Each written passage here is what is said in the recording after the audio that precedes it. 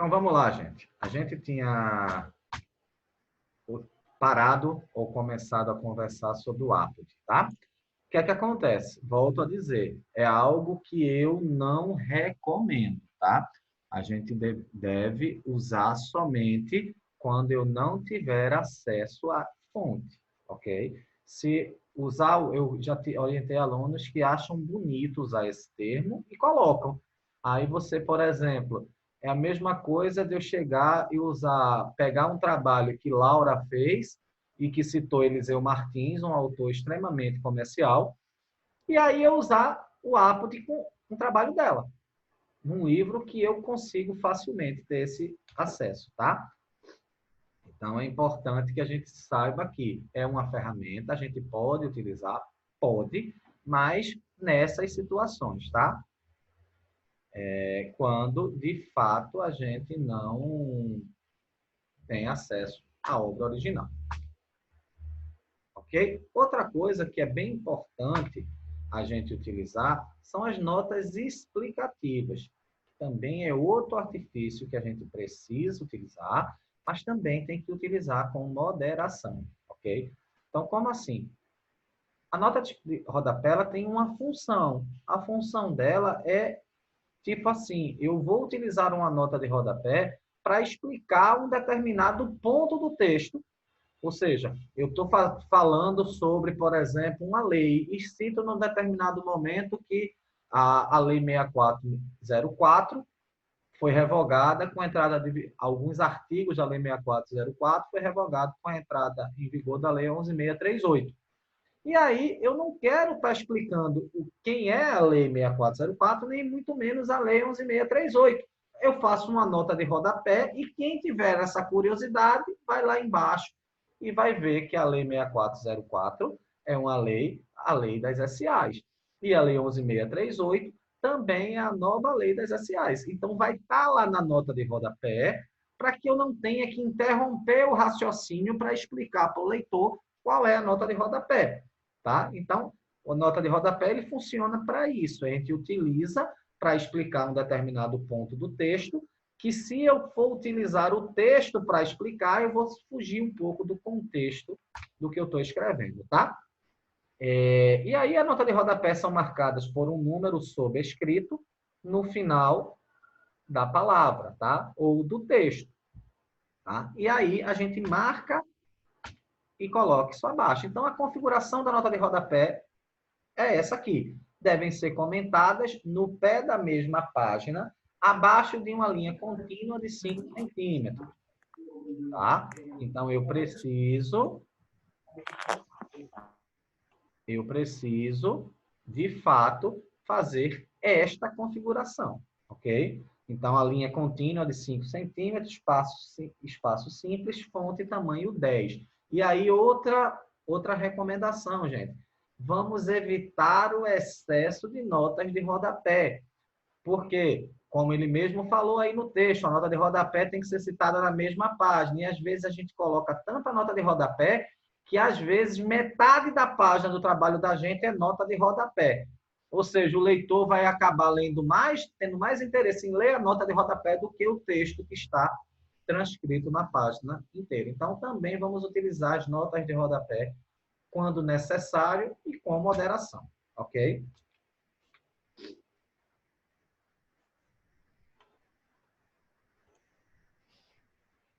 Ok? E aqui tem um exemplo de nota de rodapé, ok? E aí, gente, chegamos basicamente no final da nossa segunda aula.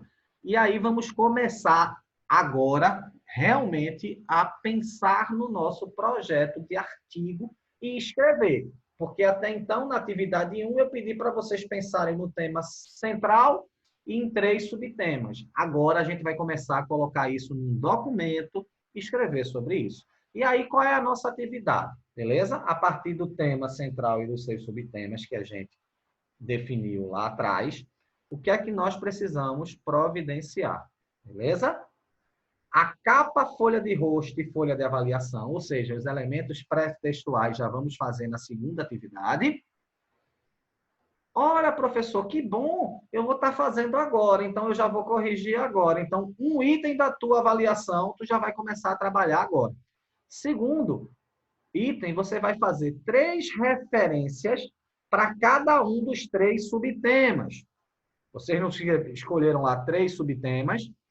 E aí, você vai iniciar o item 2 do nosso trabalho. Lá naquele documento que eu postei lá, o modelo, vocês vão começar fazendo a capa, a contracapa, a folha, que é a folha de rosto, né? E a folha de avaliação. Não vai escrever nada inicialmente no item 1, que é a introdução, porque a gente não vai escrever a introdução agora, tá? E aí a gente vai fazer o quê? Iniciar o referencial teórico. Então, você vai escrever textos com uma citação direta e uma citação indireta para cada um dos 3 subtemas. E uma nota de rodapé para cada um dos 3 subtemas. Isso daqui vocês vão me apresentar até o dia 13 de abril. Na próxima semana, gente, 10 de abril, a faculdade está em recesso, então não teremos atividades nem remotas. Então, vocês vão ter aula na próxima semana. Segunda, terça e quarta, ou seja, 6, 7 e 8 de abril. 9 e 10 de abril não vai existir nenhuma atividade, tá?